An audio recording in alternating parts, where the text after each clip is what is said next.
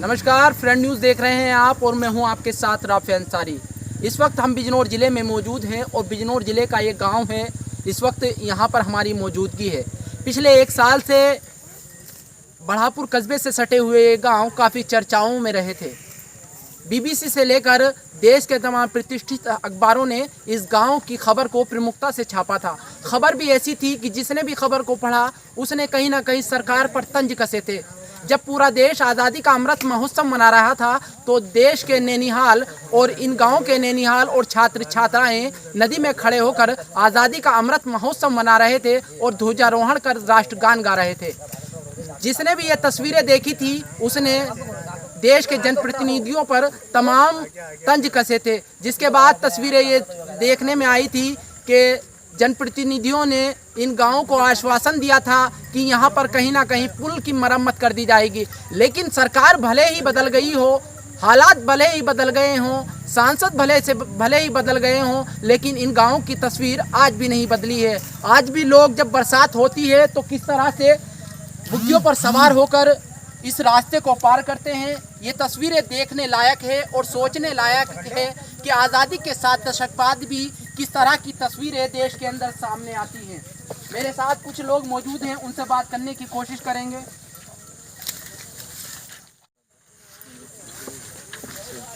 ये क्या नाम है आपका? जितेंद्र कश्यप। कौन से गांव के निवासी? यहीं सरदारपुर है। किस तरह की परेशानी होती है जब बरसात होती है? परेशानी तो बहुत होती है, आप देख ही रहे हो नदी में कितना पानी आता है। पैदल निकलते हैं, बुग्गी से निकलते हैं, और ज़्यादा पानी आता है तो बुग्गी से भी नहीं निकल पाते। बीमार आदमी ही रहता है। प्रदेश में डबल इंजन की सरकार है, और तो क्या कुछ विकास की उम्मीद है कि इस पर नदी पर पुल बन जाएगा? उम्मीद तो पिछले साल भी हमने बहुत कोशिश की थी। हाँ, अब भी आए थे और भी आए थे, होता तो कुछ नहीं है। अब देखते हैं क्या होगा। अब फिर कोशिश कर रहे हैं, हम भी कोशिश करते हैं। दोनों लब नदी गाँव के हैं, दोनों तरफ ही नदी है। लगभग कितने गांव पड़ते हैं यहाँ पर? यहाँ पढ़ते हैं 6-7 गाँव पढ़ते हैं आपके। 6-7 गांव। कौन कौन से गांव हैं? लगभग कितनी आबादी होगी? चकुदे चंद है, सरदारपुर है, बैड़ी है, कांसी वाला है, रामजी वाला भी है, और हरबस वाला है। इधर को घूम के आ जाते हैं, टांडे सुंडे भी आ रहे हैं। रामजी वाला रहा आगे। जब विधायक या सांसद आते हैं गांव में तो क्या गांव वाले डिमांड नहीं करते हैं? डिमांड करते हैं, उस टाइम बोल के चले जाते हैं कि हाँ होगा, करेंगे। करते कुछ नहीं है। उसके बाद शांत हो जाते हैं। एप्लीकेशन भी दी थी पिछली बार, तो उस टाइम तो कह दिया था कि हाँ करेंगे, अब तक होगा, फिर भी कुछ नहीं हुआ। अब बरसात में बहुत दिक्कत होती है, पानी। क्या नाम है आपका? कहाँ की निवासी हैं आप? सरदारपुर छानवी की। अच्छा, किस तरह की दिक्कत होती है जब यहाँ पर नदी? बीमार को भी बहुत दिक्कत होती है, कहीं को दिखा नहीं सकते, कहीं को पार नहीं हो सकते। दोनों लग से पानी ज़्यादा ही आता है। अब जैसे बरसात हो रही है और नदी पार करनी पड़ती है तो किस तरह से नदी इस पे बैल बुग्गी पर बैठ कर ही जाते हैं? बस इस पे बैठ जा, ज़्यादा आ जा तो इस पे भी न जा सकते। हाँ, कोई अगर प्रेग्नेंट महिला है या कोई बीमार है तो किस तरह से ले जाते हैं? ऐसे ही पिछले साल एक्सपायर हो गए थे। ऐसी प्रेग्नेंट महिला थी, डिलीवरी नहीं हो पाई टाइम पर, पानी बहुत था तो एक्सपायर हो गई थी। बेचारी मर गई और क्या करें।